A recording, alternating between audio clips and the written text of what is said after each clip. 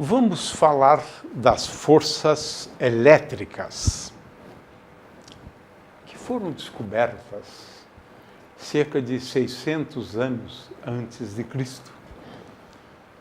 E demoramos muito para entender essas forças. A descoberta do elétron foi já no final do século XIX. Muito bem. Na Grécia Antiga, aliás, numa região grande do Mediterrâneo, se encontra essa resina belíssima, chamada de âmbar. Âmbar. Aliás, âmbar em grego é elétron. Daí o nome eletricidade.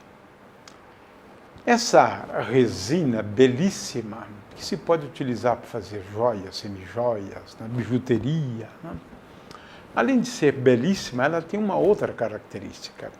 Ela incorpora no seu interior alguns bichinhos. E estão aqui, por exemplo, né, ampliamos e eu acho que dá para perceber, né, a existência aqui de uma abelha, está em destaque aqui. Olha só, uma abelha, né?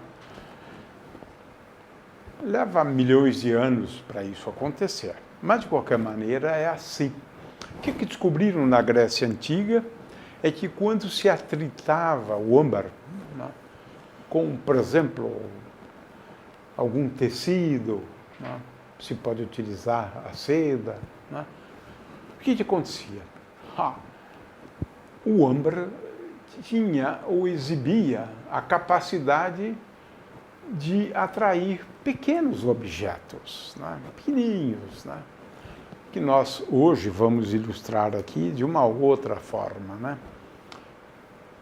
Pegue um pente, atrite, veja como está aqui sugerido nessa figura, atrite, né, com uma seda, uma flanela serve também. Depois de atritar, né, você vai perceber que acontecem duas coisas, né? Esse pente vai adquirir a habilidade de atrair pequenos objetos, pedacinhos de papel, como indicamos aqui, ou, o que é bastante curioso também, né, é que se você aproximar do seu cabelo, o cabelo vai ficar ouriçado. Faça essa experiência em casa. Ela é bem simples, né? Essas forças que surgem entre o espelho, aliás, o pente, depois de atritado, e os papeizinhos, essa força é a força elétrica, descoberta lá atrás pelos gregos. A força entre o pente e o cabelo, fazendo com que o cabelo se levante, né, é a força elétrica, descoberta na antiguidade, né? Aqui nós estamos mostrando um vídeo onde a gente atrita canudinhos de papel. E veja só que coisa interessante, é uma experiência que todo mundo deve fazer na sua casa. É muito simples, né?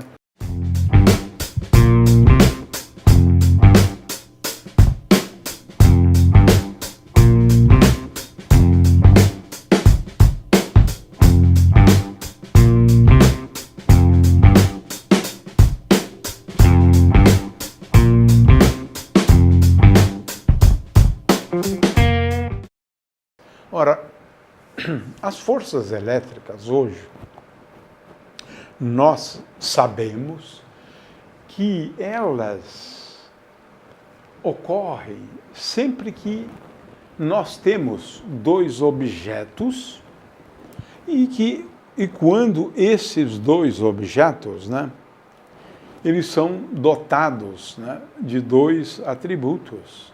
Esses atributos são denominados cargas elétricas. Se lembra que antes a gente estava falando de objetos dotados de massa? Massa M1, massa M2? Olha só, a carga elétrica é um atributo dos constituintes da matéria. E sempre que um objeto tiver uma quantidade apreciável, né, para o efeito ser observável, né, sempre que tiver uma quantidade de carga apreciável, né, então surgem forças elétricas. Mas agora as forças elétricas, né, elas são um pouco diferentes. Elas podem ser, né, atrativas, né, como é este caso aqui, né, elas podem ser atrativas, mas, cuidado, elas podem ser também repulsivas, né? São atrativas, né, se as cargas forem de sinais opostos, né? Se forem de sinais iguais, as forças são repulsivas. É diferente do caso das massas, onde as forças são sempre atrativas, mas é porque existe só um sinal, né, para a massa, né? Muito bem. Coulomb descobriu uma coisa interessante. É que o módulo da força entre duas partículas dotadas de carga elétrica, cargas que chamamos aqui de Q1, né, e a outra tem uma carga Q2. Né? As forças elétricas, de acordo com o que Coulomb descobriu numa famosa experiência, elas são proporcionais, veja, elas são proporcionais a Q1, a Q2, né? E aqui tem uma constante, na verdade isso aqui é uma constante, né? É uma constante análoga a G, no caso da gravitação, né? E finalmente elas são proporcionais ao inverso da distância ao quadrado, muito parecido com a lei de Newton, né, que envolve a força gravitacional, aqui estou falando da força elétrica, de forma que D, na realidade, é essa distância aqui, que está indicado por R, mas é D, de acordo com essa fórmula aqui. Esse é o módulo. Agora, devemos falar também da direção da força, né? A direção dessa força é a direção, na realidade, de uma reta que passa pelo centro das cargas, né? Essa é a direção. Agora, as forças elétricas podem ser de atração ou de repulsão. Nós ilustramos antes o caso da repulsão. Então, o sentido dessa força, é importante a gente chamar a atenção para isso, é o sentido tal que estas forças, né, elas podem ser tanto forças repulsivas, e esse é o sentido aqui, né, só que, de acordo com a lei da ação e da reação, esse outro objeto vai experimentar uma força que tem, na realidade, o sentido oposto ao sentido da outra força, né? E é isso que a gente precisa sempre ressaltar, né? Então, temos forças repulsivas se as cargas forem de mesmo sinal, como indica aqui a figura, né? Nesse caso, as duas têm carga positiva. Essa aqui tem carga positiva e essa aqui tem carga positiva, como está indicado aqui. Então, as forças. Mas se forem de sinais, né, opostos, né, aí vai acontecer, né, de haver, na verdade, a atração entre elas, né? Aí, se forem forças, né, de sinais opostos, né? Então, se melhor, de cargas opostas, né? Consequentemente, no caso da força elétrica, eu posso ter forças tanto repulsivas, né, quanto forças atrativas, né? Então, nesse caso aqui, estou falando de forças atrativas quando as cargas tiverem sinal oposto. Muito bem. De forma que estas forças, né, nós devemos, né, sempre levar em conta em alguns problemas da mecânica, né? Agora eu gostaria de falar de uma coisa que é interessante, né? É que a gente aprendeu a descrever essa força de uma forma um pouco diferente, né? Como é que a gente descreve essa força agora, hoje, né? Nos dias de hoje? É que se eu tenho aqui um objeto dotado de carga, que vamos chamar de Q, né? Este corpo dotado de carga Q, ele gera o que nós chamamos de um campo elétrico, né? E esse campo elétrico, no caso de uma carga Q distribuída sobre uma superfície esférica, esse campo elétrico, ele é um campo sempre radial, né? Esse é o campo, falando aqui do campo elétrico, que é algo que uma carga só produz, né? Agora, a mera existência desse campo elétrico vai fazer com que, se outra partícula dela se aproximar, né? Então, digamos que essa aqui tem a carga Q, e agora eu tenho uma outra partícula de carga Q, aqui.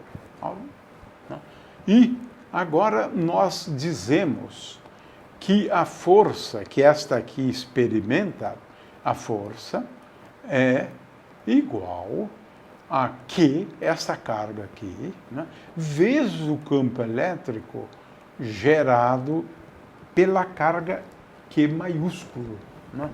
E isso vale para qualquer número de cargas, né? Então, em geral, nós escrevemos assim: a força que uma partícula de carga Q, essa partícula, digamos que ela esteja localizada, né, num ponto cujo vetor posição é R, né, e é bom a gente sempre destacar, né, o vetor posição R, é onde está a partícula, de forma que a força que esta partícula de carga Q, né, experimenta, carga Q, experimenta, ela é igual a produto da carga elétrica pelo campo elétrico existente numa determinada região. É essa a fórmula que eu quero chamar a atenção. Força é igual a Q vezes zero. É uma introdução, depois a gente explica como é que se calcula o campo elétrico produzido por cargas, né? Vamos ver aqui esse pequeno vídeo.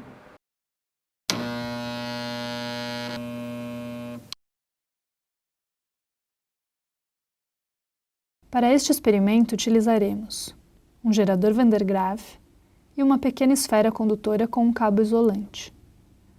Este tipo de gerador de cargas eletrostáticas foi inventado por Robert Van der Graaf em 1929 nos Estados Unidos e tinha como objetivo produzir cargas estáticas em grande quantidade, a fim de criar potenciais elétricos elevados. As cargas são acumuladas por indução através do contato muito próximo entre um rolete e uma correia isolante na parte inferior do gerador.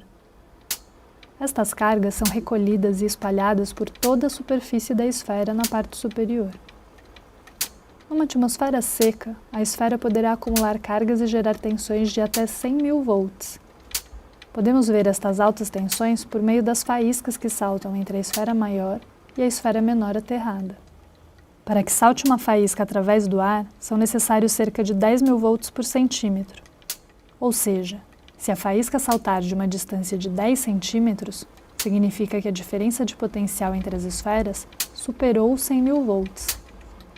Porém, apesar dessas elevadas tensões, a corrente elétrica produzida numa descarga é da ordem de milésimos de amperes e de curtíssima duração. A cada faísca, o potencial da esfera maior cai a zero, aumentando gradativamente conforme giramos a manivela. Por causa das baixas correntes produzidas, este gerador não serve nem para acender uma lâmpada incandescente. Porém, ele foi largamente utilizado em experimentos científicos, como um gerador de altas tensões que serviam para acelerar partículas carregadas para desintegrar átomos ou para acelerar elétrons para gerar raios-x. Ora, se nós tivermos um capacitor, né, plano de placas paralelas, e aqui colocamos cargas de sinal, digamos, mais, e aqui colocamos cargas de sinal menos, no meio aqui existe um campo elétrico, e se eu colocar uma carguinha, né, de carga Q minúsculo, esta carga há de experimentar uma força, como indicado aqui, onde força é igual a Q vezes o campo elétrico existente naquela região entre as duas placas que estão dispostas paralelamente. Muito bem. Ora, Coulomb foi quem mediu ou quem propôs essa lei, porque ele mediu forças entre objetos dotados de carga, né? Então ele colocava aqui um corpo de prova, de carga Q, aqui colocava um outro de carga Q, e ele media a força, fazendo uso da balança de torção, ou seja, o quanto isso aqui se move, que ângulo isso aqui se move. Então, essa experiência de Coulomb foi uma experiência muito importante no eletromagnetismo. O fato é que, se eu quiser, né, saber a força sobre uma carga elétrica Q, colocada neste ponto, devido à existência de várias cargas, né, então eu preciso saber determinar o campo elétrico produzido pelas demais cargas elétricas. Mas isso é um problema que fica para depois, quando estudarmos o eletromagnetismo.